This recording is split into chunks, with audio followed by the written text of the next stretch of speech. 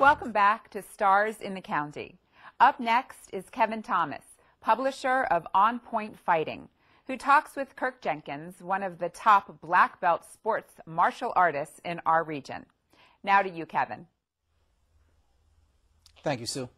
I'm Kevin Thomas, and my guest today is none other than Kirk Jenkins, a rising superstar from this region in the area of competitive martial arts, also known as Point Karate, and he's really putting this region on the map, both nationally and internationally. Kurt, welcome aboard. Thank you for having me. How are you doing today?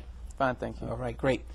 You know, this region, the DMV as we call it, D.C., Maryland, Virginia, has been criticized in recent years for not defending its home turf when it comes to, you know, fighting against fighters from other regions. But you seem to be on a mission to change that reputation and changing the game, because we had the opportunity to cover one of your matches earlier this year, the dream match against Rodney Bailey, a young assassin from Philadelphia, and you did his thing and you repelled the Philadelphia force. What were the keys to victory for you in that match?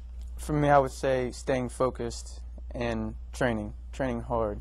My father, my coach, had me go through plenty of drills so I could be ready for the fight.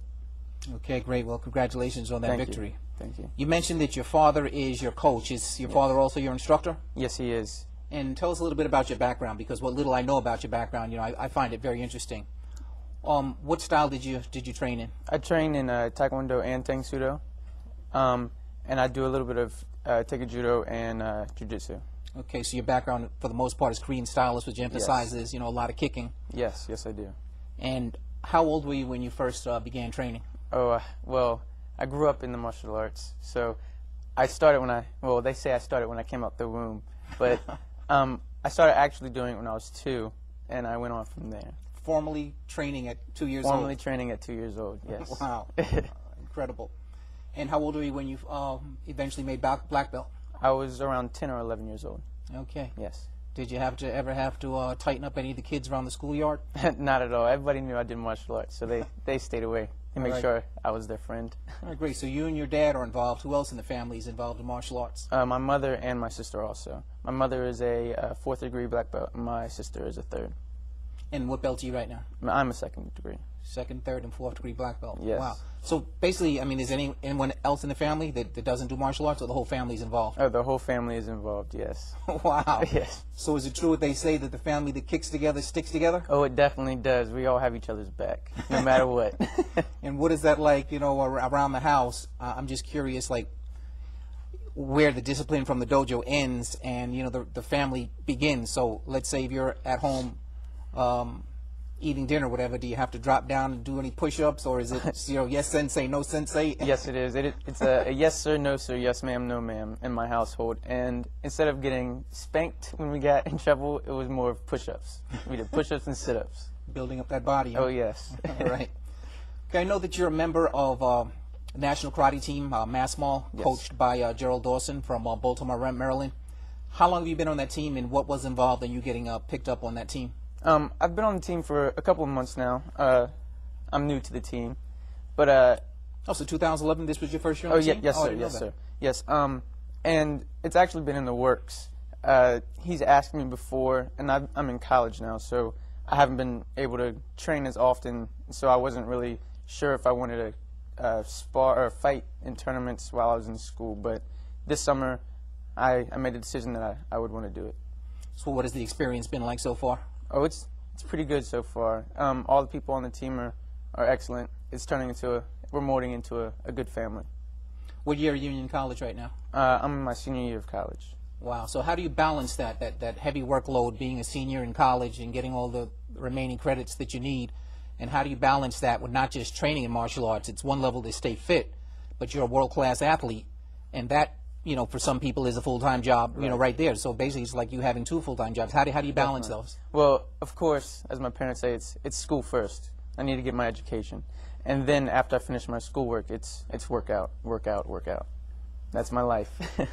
Okay, interesting. And it's, you know, it's paying off for you. Yes. I know Masmal has their own ratings. It's a circuit. For those of you who don't know how the sport works, similar to tennis, there's a circuit where you get ratings points. How did you do this year in Masmal? Well, I didn't get to go to a lot of tournaments since I was in school, so I went to a couple, but when I was there, I did very well. You did work. Yes. Yes, sir. I know you're an outstanding fighter. As I said, I've seen you before, but do you do forms and weapons also in competition? I haven't done forms for a couple years now because my passion for fighting is just taking over. Right. And if you're doing forms, practicing forms, there's always this thought in the back of your mind that your competition is out there doing the next drill for fighting. Exactly. And you don't want them gaining ground, gaining that edge on you. Okay. So what are you going to be some of your competitive goals for next year? For next year? You graduate next year, or do you graduate this year? I graduate this year, yes. Okay. So next year I plan on competing more readily, and I actually want to try to become #1. I want to be #1 in the NASCAR rating. Okay, you're going to go for NASCAR as well as Masmal. Oh, yes. Okay. And again, for those you don't know, our sport is similar to boxing that has the WBA, WBC.